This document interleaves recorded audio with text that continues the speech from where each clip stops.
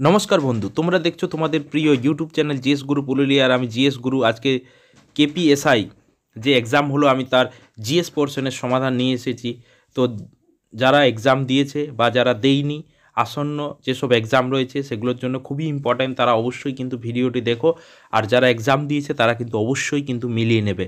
তো আজকে আমি শুরু করছি আজকের এই ভিডিও। কেপিএসআই যে প্রিলিমস হয়েছে, তো তার যে জিএস পোর্শন রয়েছে, জিএস গুরু আজকে সেটার সমাধান নিয়ে এসেছে। তো প্রথম যে কোশ্চেনটি ছিল, দেখো, মাদাগাস্কার কোন মহাদেশে অবস্থিত? মাদাগাস্কার যে দেশটি সেটি কিন্তু আফ্রিকা মহাদেশে অবস্থিত।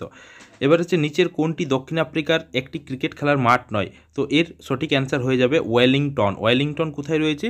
নিউজিল্যান্ডে রয়েছে। ঠিক আছে, এরপর দেখো যে কোশ্চেনটি ছিল যে আরাবল্লী পর্বতের উচ্চতম শৃঙ্গের নাম কি? তো এর সঠিক উত্তর হয়ে যাবে কিন্তু গুরু শিখর। এবার হচ্ছে নেপ্রিডিয়াম। নেপ্রিডিয়াম হচ্ছে কোন প্রাণীর রেচন অঙ্গ? তো এর সঠিক উত্তর হয়ে যাবে কেঁচো। যারা কেঁচো করেছো তার সঠিক অ্যান্সার কিন্তু। নেক্সট যে কোশ্চেন রয়েছে সেটা হচ্ছে ইউগ্লিনা কিসের সাহায্যে গমন করে? Euglena flagella. তো এর সঠিক অ্যান্সার হয়ে যাবে কিন্তু ফ্লাজেলা। তাহলে ইউগ্লিনা কোন অঙ্গের সাহায্যে গমন করে? তো এটা হচ্ছে ফ্লাজেলা। নেক্সট দেখো কোশ্চেন রয়েছে যে ষোড়শ মহাজনের মধ্যে যে দক্ষিণ ভারতে অবস্থিত মহাজন পদটির নাম কি? দক্ষিণ ভারতে একমাত্র মহাজন পদ রয়েছে, তার সঠিক অ্যান্সার হয়ে যাবে কিন্তু অশোক। ঠিক আছে, এরপর দেখো যে Kanha national park. Kanha national park কোন রাজ্যে অবস্থিত? আমি ন্যাশনাল পার্ক বিষয়ে একটা ভিডিও আপলোড করেছি, যারা দেখোনি তারা অবশ্যই দেখে নেবে। যে কানহা ন্যাশনাল পার্ক এইটি অবস্থিত কিন্তু মধ্যপ্রদেশ। এরপর যে কোশ্চেনটি রয়েছে সেটা হচ্ছে ইমানুয়েল ম্যাকর কোন দেশের রাষ্ট্রপ্রধান? ওকে, তো ইমানুয়েল ম্যাকর তিনি হচ্ছেন ফ্রান্সের রাষ্ট্রপতি। এটা কিন্তু অবশ্যই মনে রাখবে, খুব ইম্পর্ট্যান্ট কোশ্চেন। ইমানুয়েল ম্যাকর তিনি কিন্তু ফ্রান্সের রাষ্ট্রপতি। এরপরে নেক্সট কোশ্চেন রয়েছে যে কোন উৎসেচক প্রোটিনকে প্যাপটনে পরিণত করে? কোন উৎসেচক প্রোটিনকে প্যাপটনে পরিণত করে? তো এর সঠিক অ্যান্সার হয়ে যাবে ট্রিপসিন। ওকে, তাহলে এর সঠিক অ্যান্সার হয়ে গেল ট্রিপসিন। নেক্সট দেখো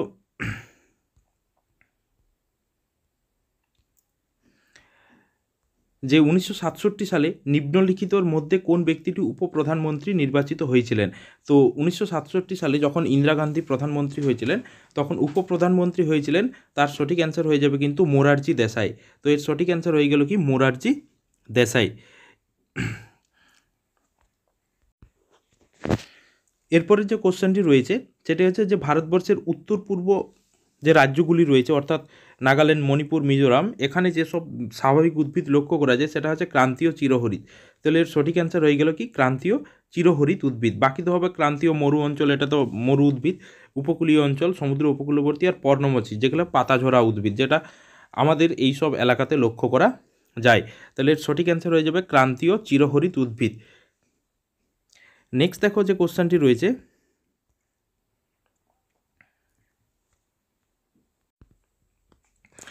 দেখো যে নিম্নলিখিত কোন ব্যক্তিটি দ্বিতীয় গোলটেবিল বৈঠকে কংগ্রেসের হয়ে প্রতিনিধিত্ব করেছিলেন? যে এর জওহরলাল নেহরু, বাল গঙ্গাধর তিলক, মতিলাল নেহরু না মহাত্মা গান্ধী? তো এর সঠিক অ্যান্সার হয়ে যাবে কিন্তু মহাত্মা গান্ধী।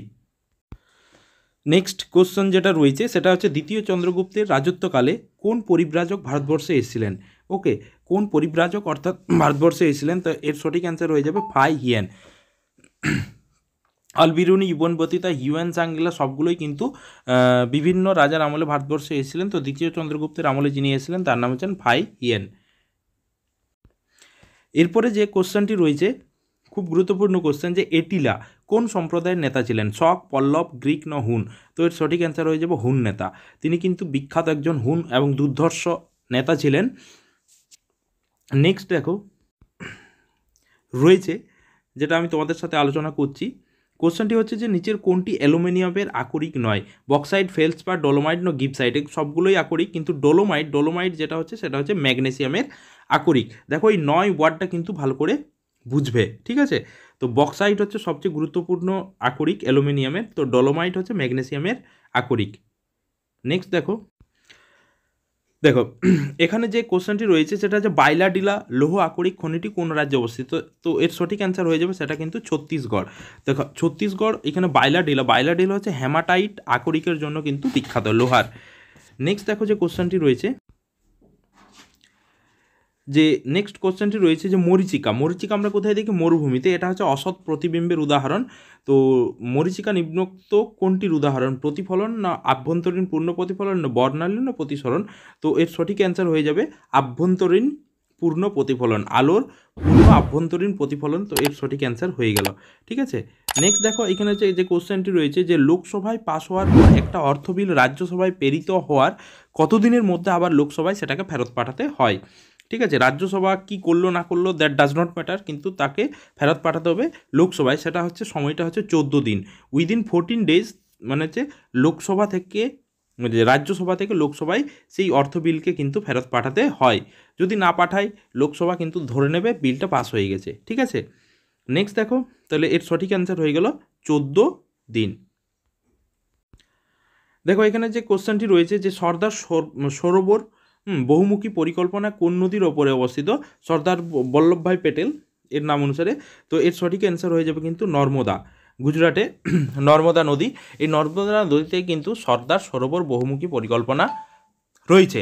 এবার দেখো প্রত্যেকটাতেই মানে বিভিন্ন বহুমুখী পরিকল্পনা রয়েছে, সেগুলো কিন্তু পড়বে এবং আগামী দিনে এইসব কোশ্চেন কিন্তু অবশ্যই থাকবে এই বিষয়ক।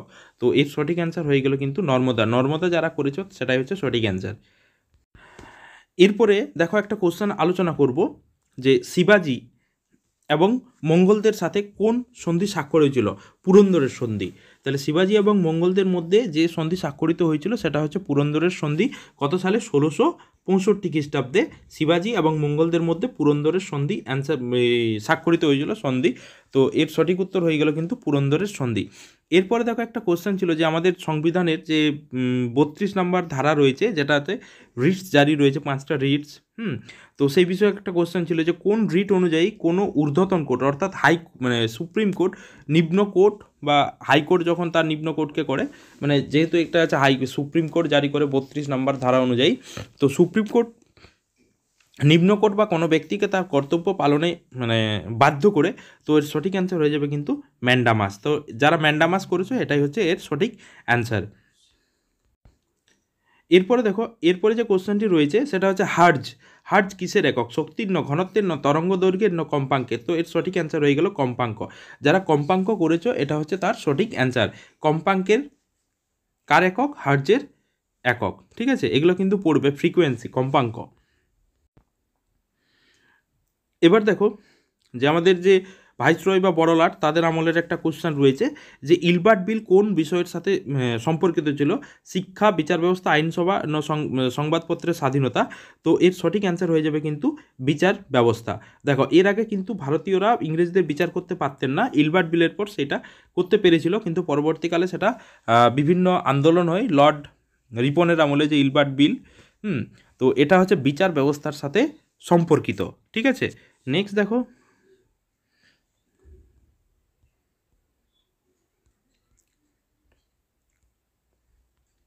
আলোচনা করব। দেখো তো এখানে হচ্ছে যে মানুষের প্রতিটি দেহকোষে কতগুলি সেক্স ক্রোমোজোম থাকে?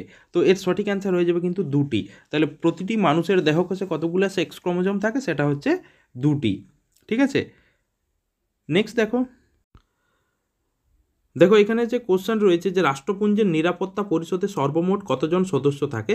তো এর সঠিক অ্যান্সার হয়ে যাবে 5 জন।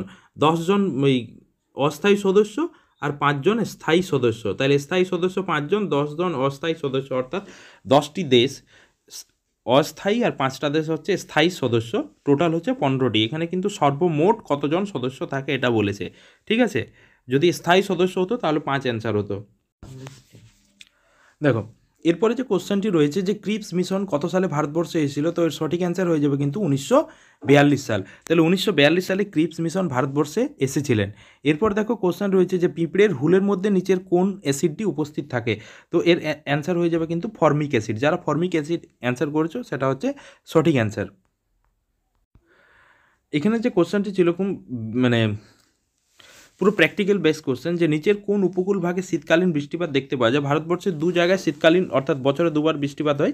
একটা হচ্ছে পাঞ্জাব, হরিয়ানা, আর যে উপকূলটাতে আমরা লক্ষ্য করি সেটা হচ্ছে করমণ্ডল উপকূল। অ্যাকচুয়ালি জায়গাটার যদি নাম বলে তাহলে সেটা হয়ে যাবে থাঞ্জাভুর জেলা, তামিলনাড়ুর থাঞ্জাভুর জেলা। করমণ্ডল উপকূলে বছরে 2বার বৃষ্টিপাত লক্ষ্য করা যায়। ঠিক আছে, দেখো এরপরে যে কোশ্চেনটি রয়েছে কোশ্চেনটি হচ্ছে কি যে হাতের সাহায্যে কোনো বস্তু তোলার সময় হাত কোন শ্রেণীর লিভার রূপে কাজ করে? তো এর সঠিক অ্যান্সার হয়ে যাবে কিন্তু তৃতীয়। মানুষের বাহু হচ্ছে তৃতীয় শ্রেণীর লিভার রূপে কাজ করে। এইগুলো একটু উদাহরণ হিসাবে লিখে রাখবে যে প্রথম শ্রেণীর লিভারের উদাহরণ, দ্বিতীয় শ্রেণীর লিভারের উদাহরণ এবং তৃতীয় শ্রেণীর লিভারের উদাহরণ। ঠিক আছে, তো সঠিক অ্যান্সার হয়ে গেল কিন্তু তৃতীয়। এরপরে যে কোশ্চেনটি আমরা আলোচনা করব যে মানব মস্তিষ্কের কোন অংশ দেহের ভারসাম্য নিয়ন্ত্রণ করে? সেটা হচ্ছে লঘু মস্তিষ্ক। এবার ধরো যদি এটা অঙ্গ হতো, যে কোন অঙ্গ, সেটা হয়ে যাবে কিন্তু কর্ণ। মানুষের কর্ণ কিন্তু দেহের ভারসাম্য নিয়ন্ত্রণ করে অঙ্গ হিসাবে। আর এখানে যে অংশ হচ্ছে সেটা হচ্ছে মস্তিষ্কের কোন অংশ? সেটা হচ্ছে লঘু মস্তিষ্ক। আর অঙ্গ যদি বলো তাহলে সেটা হচ্ছে কর্ণ। এরপর দেখো কোশ্চেন রয়েছে যে মুঘল সম্রাট আকবরের আমলে হলদিঘাটে যুদ্ধ হয়েছিল রানা সংগ্রাম সিংয়ের সাথে। তো এই হলদিঘাটের যুদ্ধ মানে কত সালে হয়েছিল? একদম পাতি কোশ্চেন, সেটা হচ্ছে 1576। যে 1576 করেছে তার সঠিক অ্যান্সার হচ্ছে 1576। ঠিক আছে, 1576। ঠিক আছে, নেক্সট দেখো। এরপরে দেখো এটাও কিন্তু খুব গুরুত্বপূর্ণ কোশ্চেন যে সার্ভেন্টস অফ ইন্ডিয়া সোসাইটি কে প্রতিষ্ঠাতা করেছিলেন? তো এর সঠিক অ্যান্সার হয়ে যাবে কিন্তু গোপালকৃষ্ণ গোখলে। যারা গোপালকৃষ্ণ গোখলে করেছো সেটা হচ্ছে সঠিক অ্যান্সার কত সালে? 1905 সালে মহারাষ্ট্রে। ঠিক আছে, 1905 সালে মহারাষ্ট্রে Gopal Krishna Gokhale servants of India society প্রতিষ্ঠা করেছিলেন। ঠিক আছে, এরপরে দেখো যে ভারতবর্ষের প্রথম লোক আদালত কোন শহরে বসেছিল? দেখো এখানে হচ্ছে প্রথম যদি বলা হয় যে ভারতবর্ষের প্রথম লোক আদালত প্রথম বসেছিল কিন্তু মোটামুটি 1982 খ্রিস্টাব্দে। 1982 খ্রিস্টাব্দে গুজরাটে বসেছিল। তো যাই হোক, এটা হচ্ছে আমার অ্যাকর্ডিং টু মাই নলেজ এটা হচ্ছে ভুল অপশানগুলো রয়েছে। তো এর সঠিক অ্যান্সার হয়ে যাবে কিন্তু গুজরাট। ভারতবর্ষের প্রথম লোক আদালত কোন শহরে বসেছিল? সেটা হচ্ছে গুজরাট। ঠিক আছে, দেখো গুজরাটের কোনো শহরও কিন্তু এখানে অপশান দেওয়া নেই, মানে এক মাই পয়েন্ট অফ ভিউ এটা হচ্ছে ভুল অপশানগুলো রয়েছে। এরপরে যে কোশ্চেনটি রয়েছে যে মানবদেহে অগ্ন্যাশয়ের আলফা কোষ থেকে কোন হরমোনটি নিঃসৃত হয়? তো এর সঠিক অ্যান্সার হয়ে যাবে কিন্তু গ্লুকাগন। তাহলে এর সঠিক অ্যান্সার হয়ে গেল কি গ্লুকাগন হচ্ছে মানবদেহের অগ্ন্যাশয়ের আলফা কোষ থেকে নির্গত হয়। নেক্সট দেখো, এখানে যে কোশ্চেনটি রয়েছে যে নিচের কোন বৈজ্ঞানিক কোয়ান্টাম তত্ত্বের সাহায্যে পরমাণুর গঠন ব্যাখ্যা করেছিলেন প্রথম? তার নাম হচ্ছে নিলস বোর। তো এর সঠিক অ্যান্সার হয়ে যাবে কি নিলস বোর প্রথম কোয়ান্টাম তত্ত্বের সাহায্যে পরমাণুর গঠন ব্যাখ্যা করেছিলেন। ঠিক আছে, নেক্সট দেখো এখানে যে কোশ্চেনটি রয়েছে নেক্সট যে কোশ্চেনটি রয়েছে যে নিচের চারটির তিনটি একই রকম এবং একই শ্রেণীভুক্ত কিন্তু একটা আলাদা, অর্থাৎ বেমানের না কোনটি? বেমানের হচ্ছে অভ্র না লোহা না ক্লোরিন না দস্তা। তো এটা হচ্ছে জলে থাকে, জল পরিষ্কার করতে সাহায্য করে ক্লোরিন। তো এর সঠিক অ্যান্সার হয়ে যাবে কিন্তু ক্লোরিনটাই হচ্ছে আলাদা। এই ধরনের একটা কোশ্চেন যেগুলো অ্যালয় অর্থাৎ সংকর মানে বিভিন্ন পরীক্ষাতে কিন্তু এসেই থাকে। ঠিক আছে, তো এগুলো অবশ্যই ভালো করে পড়বে যে পিতল হচ্ছে কোন ধাতু দ্বারা প্রস্তুত একটা সংকর ধাতু অ্যালয়? তো এটা হচ্ছে তামা এবং দস্তা। কপার এবং জিঙ্ক এই দুটোর মিশ্রণের ফলে পিতল তৈরি হয়। নেক্সট দেখো, নেক্সট যে কোশ্চেনটি রয়েছে যে কফি চাষের জন্য কোন মাটিটি সবচেয়ে ভালো? কফি চাষের জন্য সবচেয়ে যে মাটিটা ভালো সেটা হচ্ছে কৃষ্ণ মৃত্তিকা, যেটা সাউথ ইন্ডিয়াতে রয়েছে। ঠিক আছে, নেক্সট দেখো একটা যে ট্যুরিস্ট প্লেস রয়েছে যে দারিংবাড়ি পর্যটন কেন্দ্রটি কোন রাজ্যে অবস্থিত? ঝাড়খণ্ড, মধ্যপ্রদেশ, অন্ধ্রপ্রদেশ না উড়িষ্যা? তো উড়িষ্যা। যারা ব্লগ দেখো ফেসবুকে বা হোয়াটসঅ্যাপে, যারা ঘুরতে যাওয়ার ভিডিও দেখো তারা অবশ্যই কিন্তু এটার অ্যান্সার করতে পারবে যে দারিংবাড়ি উড়িষ্যাতে অবস্থিত। দেখো এখানে যে কোশ্চেনটি রয়েছে যে নালিক ক্ষয় কোন প্রাকৃতিক শক্তির দ্বারা মানে যে সংগঠিত ক্ষয়কার্যের উদাহরণ? তো এর সঠিক অ্যান্সার হয়ে যাবে জলপ্রবাহ। যেমন ধরো আমরা যদি বীরভূমের কোপাই নদীতে যাই তাহলে সেখানে আমরা নালিক ক্ষয়ের প্রকৃষ্ট উদাহরণ দেখতে পাবো। ঠিক আছে, কোপাই এটা হচ্ছে নালিক ক্ষয় জলপ্রবাহের উদাহরণ। নেক্সট দেখো এখানে যে মহাবীরের উপদেশের সংকলন কী নামে মানে খ্যাত? সেটা হচ্ছে কি পঞ্চম মহাব্রত। অ্যাকচুয়ালি এটা হচ্ছে এগামাস। ঠিক আছে, এটা হচ্ছে এগামাস। তো এটা হচ্ছে পঞ্চ মহাব্রত। তাহলে মহাবীরের উপদেশের সংকলনকে কি বলা হয়? পঞ্চম মহাব্রত। ঠিক আছে, তিনি 5টা উপদেশের গল্প বলেছিলেন।